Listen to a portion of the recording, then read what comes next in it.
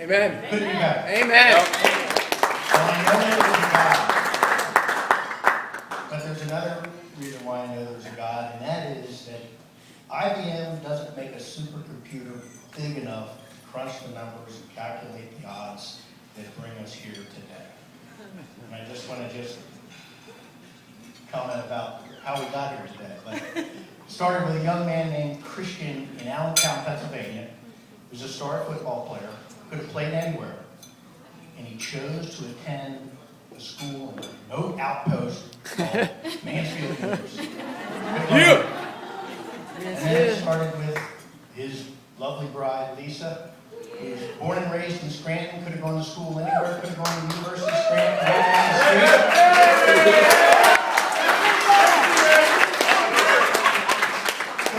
Could have gone to school anywhere, right to the U, and she chose that same remote outpost. And it started with a young woman named Judy, who listened to her mother.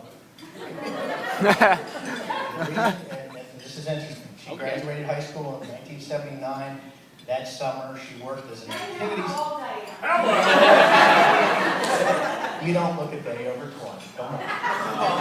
But they say 89? In this summer of 1979, she worked as an activities aide at the Harrisburg State Hospital. In the spring of 80, she's all excited to do it again that summer, and got a phone call from a woman at the Department of Aging who asked her to come to work in the secretarial pool at the Department of Aging. She told her no. She then relayed that to her mother, and her mother said, "You call her right back and tell her yes." Because she listened to her mother. You kids listen to this. That's why we're here today. Judy then went to the Department of Aging, met a girl who was one of my best friends, Kenny Ackery's first girlfriend. They hooked us up July of 1980 on a Saturday night when my dear father-in-law, Paul Parise, and my wonderful mother-in-law, I call her Millie, they went to a Phillies game. Uncle Paul came to town because the cat's away, had a 2 or 3 kegger at home, and that's when I met you. Hey-oh! That's how it always happens.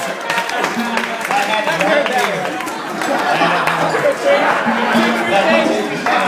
What's interesting about that is that that very day, my wife lost a dear friend and future roommate in college who was killed by a drunk driver. And as she said, she lost a friend and gained a friend in the same day. It's a day I met her. Aww. And the other thing that happened was I and my buddies went to do some dancing at an under-21 dance place called Green Apple in Dillsborough, Pennsylvania. That's where he met his girlfriend, who then hooked us up. So that's how we got here. But then to the bride and groom, and you look at Christian, who was born in Lexington, Kentucky, lived in Okinawa, Japan, raised in Scranton. And you have Elizabeth, born in Harrisburg, she lived in Vermont, Bethlehem, raised in Harrisburg, and they meet together in little old Mansfield, Pennsylvania. Yeah.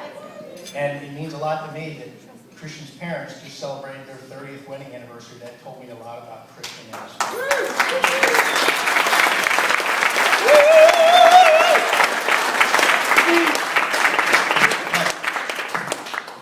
As Elizabeth knows, she's the oldest of 5. She has 4 younger brothers. Yeah, we know.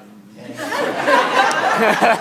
alternate name, despite what they had, their alternate name was Grace Marie.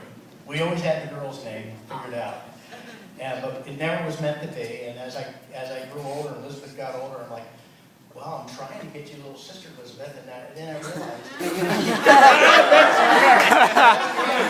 isn't big enough for more than one. Sorry, Sean. Besides, I don't live in anybody knows Elizabeth, she is the clothes of the millionaire's daughter and I'm a millionaire. She's the Imelda Marcos of Susquehanna Township. But Father Gady can relate to this. The Lord works in mysterious ways, and sometimes we don't know the answer until 10, 20 years later. And I think the answer why I didn't have another daughter was conspicuously and prominently on display on State Street today. Because the good Lord knew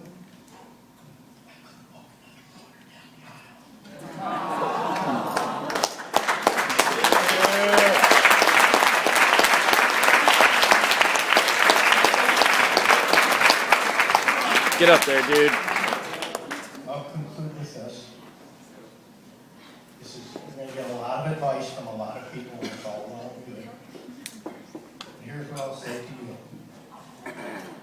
Never take each other or your love for each other for granted.